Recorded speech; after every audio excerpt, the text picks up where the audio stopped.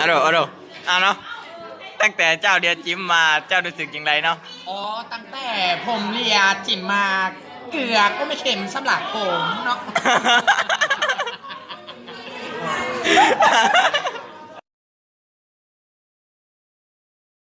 น้องไง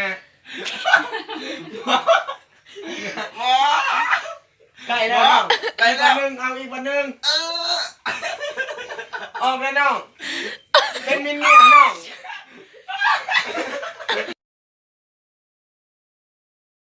นั่งอันนี้ตกหลับทางเห็นได้สิเขาจะไปได้จะใกล้นี่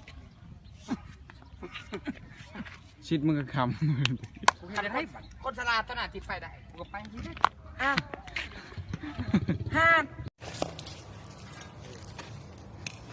เราไม่ใช่เบเกอร์นะแค่เราใช้เชื่อเบเกอร์เฉยๆเราคืออากาศไม่ใช่เบเกอร์นี่เราใช้เชื่อเบเกอร์แล้วเราพูดไทยผสมลาวเราไม่อยากเว้า ตีนมาก่อย อากาศเต้นได้จังได้อากาศเอ๊ะคือ เป็นไปแล้ว คือเขามาเห็นอย่างนี้นี่คือแบบ หามาขุดกระปูหามาหาอัตลอดในท้องนาว่าสิขุดได้หรือบ่ ไปไม่ มันลิน เกือบตายเกือบหักบ่ได้พี่น้อง หลังจากนั้นเราก็จะใส่ลงไปแล้วเราก็สิตำเราก็สิตำอีกตำแบบนี้เอาไปก่อน หลังจากนั้นเราก็สิใช้ทาไม่ตายเอาไปอันนี้เขาเชียนก็ได้ อันนี้เขาตกลงไปในตายแท้ๆมีแต่น้ำมักจับ หลังจากนั้นเราก็ตำเขาก็โยนขึ้นโยนลงเนาะเอาโยนมาทาไม่ตายเขาเนาะตำอย่างเดียวพี่น้องแสบขักอะไรอันนี้ทันบ่แสบนี่อมขีนมาพูดชนะเขาได้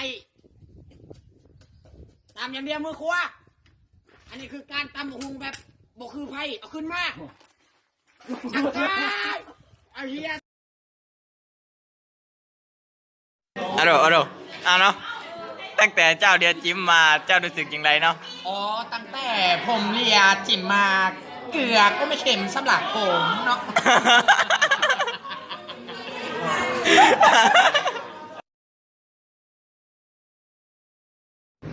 เชียวเรื่องนี้ได้กิสมาร์ทอะไร คิดก็คิด ตอนนี้คิดถึงเธอ ไอ้ชี้อ่ะกูจะบอกกินแกงหน่อไม้มันนี่แหละ